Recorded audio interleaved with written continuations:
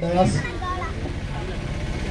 ఈరోజు మా అమ్మ పల్లి విరమణకు వచ్చిన ఇక్కడ వచ్చేసిన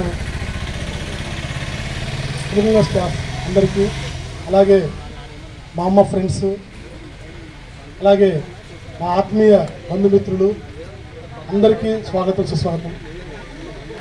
నేను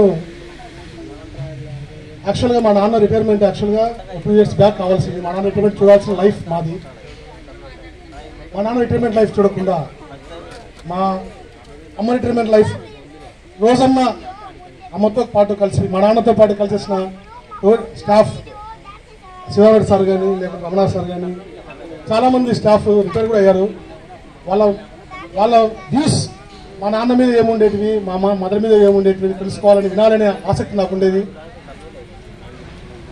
ఈరోజు సుదినం, అందుకే రిటైర్డ్ 28th అయినా కూడా పోస్ట్పోన్ చేసి అందరూ అటెండ్ అయ్యే విధంగానే ఈరోజు జరపడానికి మాకు అవకాశం ఇచ్చినటువంటి తెలుగు స్టాఫ్ అందరికీ కృతజ్ఞతలు సార్.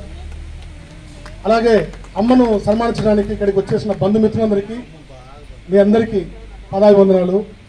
విషయం ఏంటంటే, నాన్న దగ్గర నుంచి మొదలు పెట్టాలనుకుంటే ఎలా ఒక మనిషి ఏ విధంగా